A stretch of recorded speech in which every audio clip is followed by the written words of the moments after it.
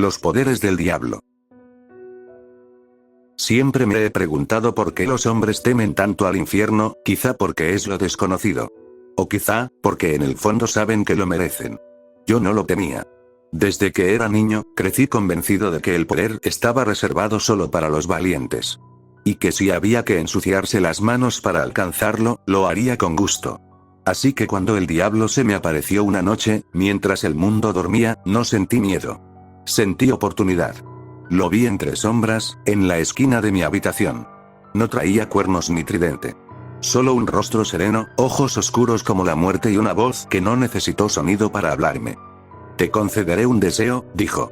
Y sin pensarlo, sin vacilar, pronuncié las palabras que sellarían mi destino. Quiero tu lugar. Tus poderes. Quiero ser tú. Silencio. Un largo, interminable silencio. El diablo me miró, y por primera vez, noté algo extraño. No se rió. No se burló. No se sintió superior. Solo, bajó la cabeza. Muy bien, susurró. Fue en ese instante que lo supe, algo iba mal. El aire se volvió denso, como si respirara cenizas. Las paredes de mi habitación comenzaron a chorrear una sustancia espesa, negra, como petróleo podrido. El suelo bajo mis pies se abrió con un crujido agudo, como si el universo gimiera. Y entonces, salieron ellas. Cadenas. Largas. Oxidadas. Con ganchos al final que destilaban vapor caliente. Una se enredó en mi pierna y me tiró al suelo. Otra me atrapó el brazo, luego el cuello. Sentí como se hundían en mi carne, rompiendo hueso, cortando nervios. Intenté gritar. Pero lo único que salió de mi boca fue sangre. Mi cuerpo comenzó a ser arrastrado hacia abajo, hacia el abismo que se abría bajo mis pies. Caí durante siglos, o segundos. El tiempo se volvió irrelevante. Y cuando finalmente toqué fondo, me encontré con él. Lucifer. Pero no el Lucifer majestuoso que la religión teme. No. Este estaba encadenado, colgado por anzuelos que atravesaban su espalda, su rostro, sus piernas. Cada parte de su cuerpo era un mapa de cicatrices y quemaduras eternas. Sus ojos estaban abiertos, y lloraban. ¿Qué es esto? Jade. ¿Por qué me trajiste aquí? Lucifer levantó la mirada y me sonrió. Pero era una sonrisa rota. Una sonrisa de alguien que lleva milenios sin dormir. Gracias, dijo con voz temblorosa. No sabes cuánto te lo agradezco. ¿Agradecerme qué? ¿Qué es este lugar? Yo pedí tu poder. Lucifer asintió lentamente. Y lo tendrás. Todo. Mi lugar. Mi poder. Y también, mi condena. No entiendo, tú pensaste que yo gobernaba este lugar, ¿verdad? Que era el rey del infierno, no. Eso es lo que les han hecho creer. Hizo una pausa. Uno de los ganchos que tenía clavado en la espalda se soltó y colgó de su carne. Ni siquiera se inmutó. Yo no soy el rey. Ni el señor de los demonios. Ni el tentador. Yo soy el prisionero. El castigado. El ejemplo. Y este lugar, no es mío. ¿Entonces de quién? Pregunté con voz quebrada. Lucifer cerró los ojos. Cada 100 años, él se distrae. Baja la guardia. Y entonces tengo unos segundos para tentar a alguien como tú. Alguien ambicioso. Inocente. Desesperado. Alguien que tome mi lugar. Él. ¿Quién? El verdadero dueño del infierno. El creador de este lugar. El que convirtió la justicia divina en castigo eterno. El que castiga a los que no se le arrodillan. El que se deleita con el sufrimiento de los que no lo adoran. Su voz tembló. Y entonces, con una mezcla de odio y resignación, dijo las palabras que cambiaron todo para mí. Ese ser al que ustedes llaman Dios. Un silencio absoluto invadió el abismo. Y de pronto, sentí como las cadenas comenzaban a apretarse de nuevo. Una nueva se envolvió en mi cuello, caliente como el hierro al rojo vivo. Otra entró por mi ombligo y se enroscó por dentro, desgarrando mi estómago. Y entendí. No había lugar más cruel que el trono del diablo. Porque no era un lugar, era una condena. Y ahora, era mía. No le temas al diablo. Él no es tu enemigo. Él fue el primer rebelde. El primero en decir no. Y por eso, fue torturado sin fin. ¿Quieres saber qué es el infierno? Es sentarse en ese trono. Y darte cuenta, de que el verdadero demonio, lleva siglos vestido de luz.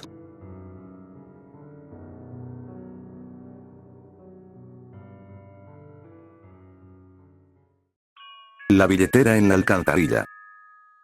Mis papás me dejaron afuera de la entrada principal del campus. ¿Nos llamas y nos cuentas cómo te fue en tus exámenes parciales?, preguntó mi papá. Sonreí y le contesté que lo haría. Les di un abrazo a ambos y me pasé hacia la acera, despidiéndome de ellos en tanto se mezclaban con el tráfico. Ese fue un fin de semana excelente, pero era tiempo de volver a mi rutina universitaria usual. Mientras me agachaba para alcanzar mis maletas, la vi. Una billetera atascada entre las rejas de la alcantarilla junto a mis pies. La recuperé con cuidado. Era negra con un zipper plateado a lo largo de su abertura. Una etiqueta difuminada de Hello Kitty decoraba la esquina inferior derecha, sugiriendo que la billetera probablemente le pertenecía a una chica. La abrí y mis ojos se dilataron. Billetes de $100. Había docenas de estos.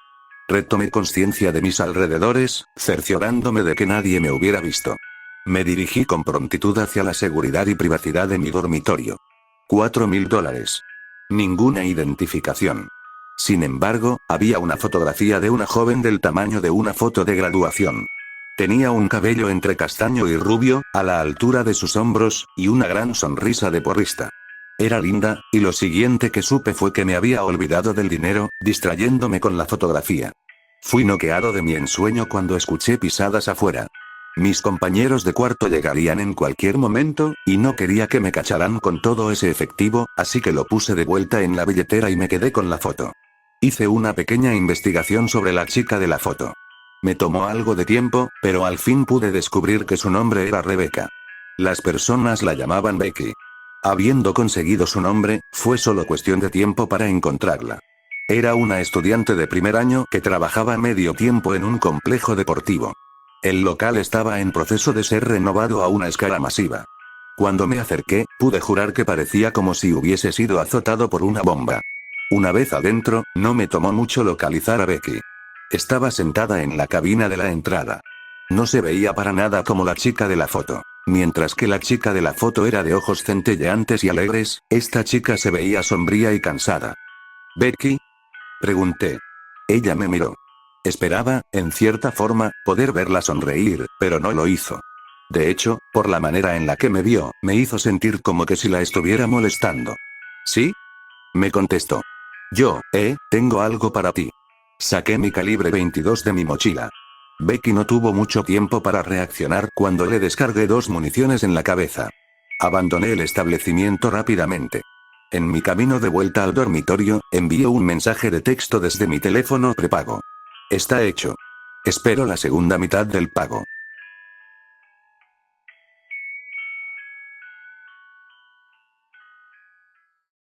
Marie Thibaud de Aux.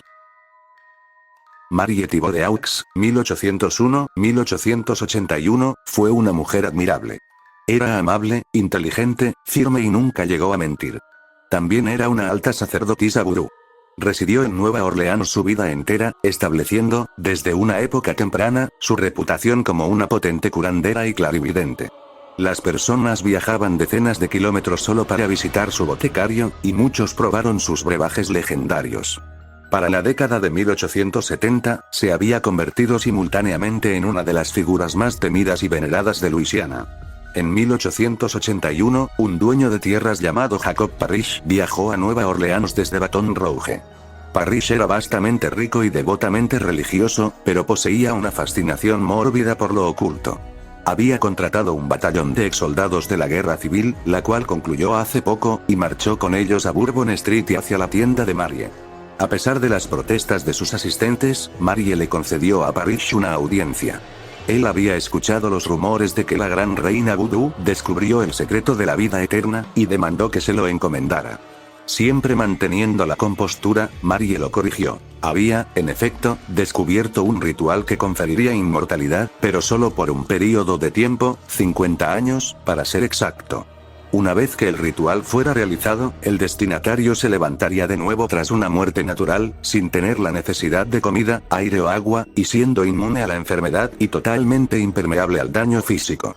Pero una vez que los 50 años hubiesen culminado, el destinatario moriría otra vez para nunca más levantarse. Aunque frustrado por esta revelación, Parrish la conocía por su reputación de mujer honesta, y no desperdiciaría la oportunidad de vivir más allá de su vida natural. Marie accedió a ejecutar el ritual para él, siempre y cuando jurara irse de Nueva Orleans permanentemente luego de que hubiese concluido. Parrish estuvo de acuerdo, y el ritual tomó lugar. Fiel a su palabra, Parrish volvió a Baton Rouge más tarde ese día, pero no sin antes ordenar a sus mercenarios que asesinaran a Marie y a sus ayudantes, y que quemaran su boticario desde los cimientos. La gente de Luisiana es reconocida por sus supersticiones, que son muchas y diversas. No obstante, fue inusual cómo docenas de personas juraron haber visto sombras amortas dirigiéndose en conjunto hacia la mansión de Parrish esa noche. La mañana siguiente, los 15 mercenarios fueron encontrados con sus cuellos rotos como si fuesen ramas fracturadas. Al mismísimo Parrish se le ubicó en su cama, con ojos amplios y sacudido por el terror, y su garganta desgarrada con tal ferocidad que las autoridades se vieron obligadas a determinar que, de alguna forma, un oso se había colado a su habitación, que estaba cerrada y en el segundo piso. Sin embargo, las huellas de magia negra no fueron ignoradas por los lugareños, quienes prontamente enterraron los 16 cuerpos en el cementerio Magnolia al día siguiente. Marie Thibaudeux fue una mujer admirable.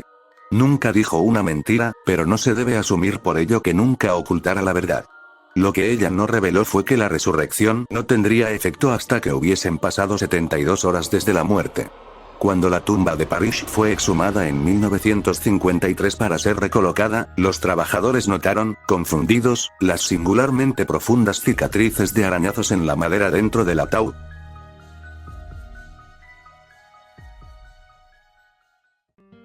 Casi estuve involucrado en un tiroteo escolar. He estado esperando por mucho tiempo para sacarme algo del pecho. La única persona que sabe la historia completa es mi esposa, y no se enteró hasta que nos comprometimos. No tenía a nadie con quien hablar sobre esto, porque cualquiera que lo supiera pensaría mal de mí. Han pasado 15 años desde que estos eventos acontecieron, y al fin me siento lo suficientemente seguro como para hablar de ello de forma anónima. La pasé muy mal en el colegio. Los eventos traumáticos de mi infancia en combinación con ajustes hormonales no me hicieron el chico más tranquilo. Me considero apuesto en la actualidad, pero en ese entonces medía 160 centímetros, era más pálido que lino fresco y delgado hasta los huesos. Mis pasatiempos estaban confinados a mi hogar y eran de naturaleza solitaria, y se me hacía difícil hacer amigos. Era el lobo solitario del que todos te advierten. El único amigo que tenía era mi profesor de escritura creativa, Don Artis. Era un hombre adulto, pero creo que vio algo de sí mismo en mí. Me dejaba esconderme en su oficina para evadir a los deportistas que me hostigaban a diario. Hablábamos sobre escritura y de lo que estábamos leyendo, pero la mayor parte del tiempo solo platicábamos de la vida. Me había disuadido algunas veces. Yo estaba severamente deprimido, incluso suicida. Nunca ejecuté mis planes porque él siempre estaba disponible para mí. Conversamos de cosas que pensé que nadie más iba a entender. Él comprendía mi ira como nadie más lo hacía. Odiaba a los estudiantes que me maltrataban, odiaba a las chicas que se reían por lo bajo cuando me veían pasar, odiaba a los profesores que hacían la vista gorda y los profesores que lo alentaban, como mi profesor de educación física.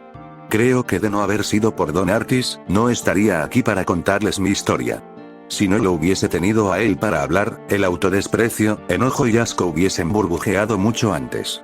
Durante mi 10º grado, Don Artis se enfermó. No nos dijeron qué era lo que tenía, pero faltó a clases casi un mes. No tener a nadie con quien hablar me afectó mucho. No me permitían estar en su oficina solo, así que perdí mi escondite. Que estuviese más tiempo afuera significaba que era un blanco más fácil. Los imbéciles que me atormentaban día tras día intensificaron sus abusos. Casi todos los días eran una tortura. Habían pasado de solo burlarse de mí a herirme físicamente. Una vez me dieron un puñetazo en la nariz. Otro día, forzaron mis manos en la puerta de mi casillero y la cerraron con fuerza. Encima de todo lo que pasaba en la escuela, mi mamá y mi papá habían estado discutiendo por un tiempo. La semana de este evento, mi mamá se fue. Ninguno de mis padres me entendía, pero mi mamá no lo intentó. Que me haya dejado solo con mi padre es algo por lo que no la he perdonado, 15 años después. Sé que lo que hice fue estúpido. Sé que fue la solución más drástica para algo que iba a cambiar con el paso del tiempo. Pero en ese entonces no lo veía de esta manera. Mi papá mantenía un arma en el garaje. Estaba cargada y la reservaba para situaciones de emergencia. El lunes, me llevé la pistola a mi cuarto. Mi papá no se dio cuenta de que no estaba porque el cajón en donde la mantenía no tenía ningún otro uso. Posé con ella en el espejo, practicando mi mirada gélida. Sabía de inmediato lo que quería hacer, aunque el pensamiento de usarla para volarme la tapa de la cabeza también cruzó mi mente. Pero no quería irme de esa manera, quería dejar una impresión perdurable. Conté las balas en la pistola 17 veces. Solo tenía 3. No sabía en dónde podía encontrar más municiones, así que me mentalicé a hacer que cada disparo importara. Una bala era para John Carter, el hijo de puta que me llenó el casillero con globos de orina. La segunda bala era para Mike Wallace, quien se hizo pasar por una chica de nuestra clase durante semanas y luego me dejó plantado cuando la invité a salir. La última bala sería para mí. No quería ir a la cárcel, y estaba malditamente seguro de que no quería seguir viviendo. El viernes por la mañana, fui al cajón de nuevo y me metí el arma en el cinturón de mis pantalones, vistiendo con una sudadera grande para cubrir el bulto. Al entrar a la escuela, todo se sentía diferente, como si estuviera soñando. La escuela como tal parecía un escenario en un programa de televisión. Todas las conversaciones se entremezclaban en el trasfondo a modo de murmullos. Pensándolo mejor, supongo que me había desconectado emocionalmente de la situación. Estaba en calma y mantuve la compostura a medida que recorría los pasillos buscando a mis víctimas. Llegué temprano y las clases no habían comenzado aún, pero supuse que John Carter estaría en el gimnasio jugando baloncesto. Determinado, caminé por el pasillo que conducía al ala atlética. Harold. Escuché decir a una voz familiar, y me detuve. Me di la vuelta para encontrarme con Don Artis parado en el marco de su puerta. Entra, debo hablar contigo. Hola, es bueno verlo, le sonreí incómodamente. Mire, estoy algo ocupado por el momento. ¿Puede esperar? No, no puedo. Entra. Su tono era amable, pero su seriedad era innegable. Mantuvo abierta la puerta de su oficina y entró detrás de mí. Le pregunté por qué quería verme, pero solo dijo que quería hablar conmigo. Me preguntó cómo había estado todo durante su ausencia, pero no quería distraerme con él. Las respuestas que le di fueron cortas, frías, nada normales. Era evidente que me pasaba algo, pero no me quiso presionar. Cuando me recliné en mi silla, deseando que me dejara en paz, mi sudadera se levantó un poco y el bulto se hizo más visible. Harold, susurró Don Artis. ¿Para qué demonios es eso? Mis mejillas se tornaron de un rojo brillante por la pena de haber sido descubierto, y mi corazón empezó a martillarme los oídos. Supe entonces que todo había terminado. Don Artis era llevadero, pero seguía siendo un profesor. Me imaginé que llamarían a la policía y a mis padres, que me expulsarían de la escuela y que quizá iría a prisión. Traté de hablar, pero no pude. Las palabras se atravesaron al reverso de mi garganta y mis ojos se inflamaron con lágrimas hasta que perdí el control. El peso del mundo que había estado cargando me partió la espalda y lo único que pude hacer fue sollozar. Don Artis no emitió palabra, solo esperó a que recuperara la compostura. Cuando al fin lo hice, le dije todo lo que había estado sucediendo. Nunca había llorado frente a él antes, y la emoción que evacuó mi cuerpo fue sorprendentemente tranquilizadora. Cuando las lágrimas se detuvieron y me quedé sin cosas que decir, Don Artis me extendió la mano para recibir el arma. ¿Hará que me arresten? Le pregunté. No. ¿Para qué serviría eso? No podía dejar de disculparme, pero los ojos de Don Artis se vieron amables cuando me dijo que todo estaría bien. Me dijo que entendía lo que quería hacer, pero que era la solución equivocada. Aliviado por su presencia y por tener la oportunidad de sacarme todo del pecho, le di la razón. Don Artis tomó la pistola y dijo que se desharía de ella. Mi padre estaría furioso porque se hubiese perdido, pero ese sería un problema para otro día. Le agradecí a Don Artis por todo y me fui a clase. Llegué tarde para la clase de inglés, pero le dije a la profesora que había estado en la enfermería. Mis ojos aún estaban rojos y mi nariz moqueaba. El resto de la clase transcurrió sin incidentes, pero justo cuando se suponía que tocarían la campana, el director nos comunicó un anuncio por los altavoces. Les pido un momento de su atención, por favor. El día de ayer, a las 8:06 de la noche, nuestra escuela perdió un miembro importante de la facultad. Gideon Artis encontró su paz anoche luego de una vida de lucha contra una enfermedad hereditaria. El martes dirigiremos una ceremonia para todo el que quiera asistir, y los orientadores estarán disponibles toda la semana para cualquier estudiante o miembro de la facultad que necesite asistencia en su duelo. Ahora tendremos 5 minutos de silencio para el profesor Artis. Hubo jadeos por la impresión del anuncio a medida que escuchábamos, pero nuestra maestra nos silenció. Agachamos la cabeza por respeto y nos quedamos sentados. Reflexiono con frecuencia sobre lo que pasó ese día. Me pregunto si Don Artis era un fantasma, pero se veía muy real.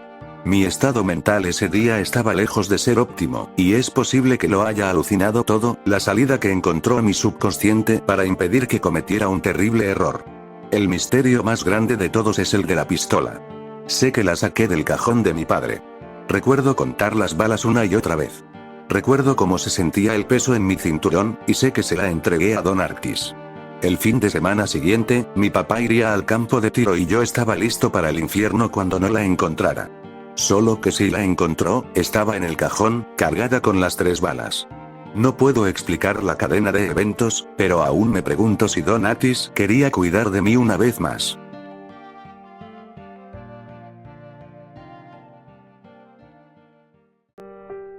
Gritos en la cremación. Mi abuelo era una persona solitaria. Vivía en un rancho apartado y nunca salía de ese lugar. En mi familia lo consideraban excéntrico, casi un loco, porque no teníamos ningún vínculo con él. Nunca venía a las fiestas ni se acercaba a nosotros. Siempre estaba aparte, en su propio mundo. Solo en una ocasión pude escuchar su voz, una voz grave y áspera. Y en ese momento, pude entender por qué era así. O al menos, comencé a vislumbrar la razón. La historia que les voy a contar es una experiencia que marcó profundamente a mi abuelo, y que quiero compartir con ustedes. Ese día, mi madre me llevó con ella a visitar al abuelo en su rancho. Según ella, era para recoger algunas cosas. Me quedé con él bajo un árbol enorme, cuyas raíces colgaban de las ramas y llegaban al suelo como largos cabellos. Mi abuelo estaba sentado en su mecedora, con la mirada perdida en el horizonte. Sin siquiera mirarme, empezó a hablar. Estaba en la morgue esa noche, dijo con una voz monótona. Mi trabajo era simple: entrar y salir, y listo. Pero no, decidí ayudar al forense en la quema de un cadáver. Quise levantarme y salir corriendo. Tenía solo 8 años, y la palabra morgue y cadáver me heló la sangre. Las películas de terror me daban pánico, así que imagínense una historia contada por mi propio abuelo. Pero me quedé allí, paralizado, escuchando, aterrorizado. Mi abuelo repetía las palabras, una y otra vez, como un eco de su tormento. Era siempre mi trabajo, pero no, ahí estaba yo. En una cremación. Con un viejo de bigotes y una enfermera a la que le hice el favor. Entonces, se escucharon gritos. Eran gritos que venían de la muerta, de la mujer a la que estaban quemando. Gritaba como loca, que la dejaran salir, que la ayudaran. La enfermera se cayó del susto. El del bigote, el forense, seguía de pie. No se movía. Era como si ignorara esos gritos desesperados de ayuda. Entonces salí del sitio como un cobarde. Sabía que esa señora estaba viva y el forense la quemó viva, la quemó, viva la quemó, no pude salvarla, ella se quemó, la anciana se quemó, siendo un niño de 8 años, corrí hacia mi mamá llorando, mi pequeño cuerpo temblaba. Mi abuelo me acababa de asustar con esa historia horrible. Mi madre no le reclamó nada. Simplemente subimos al coche. Mientras nos alejábamos, miré por la ventana. Mi abuelo seguía sentado en la mecedora, su boca moviéndose en un susurro inaudible. Pude adivinar sus palabras por el movimiento de sus labios. Se quemó, se quemó. Quedé traumatizado hasta los 10 años. Mi abuelo murió hace un tiempo. Ahora, siendo adulto, lo comprendo. Creo que vio algo tan terrible que le hizo perder la fe en la humanidad. Creo que mi abuelo quedó marcado de por vida por lo que vivió en aquella morgue. Un trauma que lo convirtió en un solitario, en un hombre apartado del mundo, incapaz de conectar.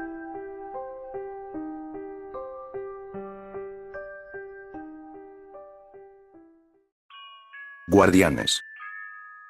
Se despertó ante la presencia de criaturas gigantes parecidas a insectos que recorrían su cama, y gritó a todo pulmón. Estas abandonaron la habitación apresuradamente, y él se quedó despierto toda la noche, temblando y cuestionándose si había sido un sueño.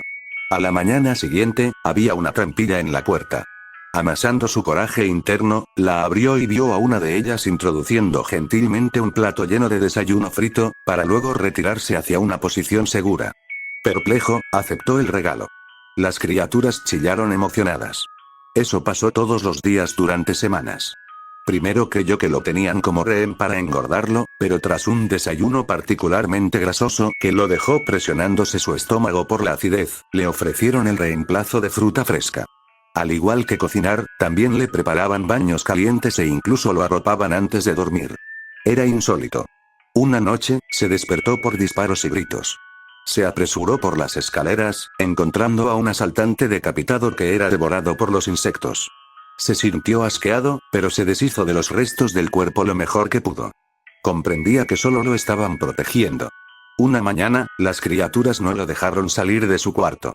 Se acostó, confundido pero confiado, pues lo escoltaron de vuelta a la cama. Fuesen cuales fuesen sus motivos, no lo iban a herir. Horas más tarde, un dolor ardiente se esparció por su cuerpo. Se sentía como si su estómago estuviese lleno de alambre de púas. Los insectos chillaban mientras él se retorcía y se quejaba. Fue solo hasta que sintió una sensación terrible de agitación por debajo de su piel que comprendió que los insectos no lo habían estado protegiendo a él. Habían estado protegiendo a sus crías.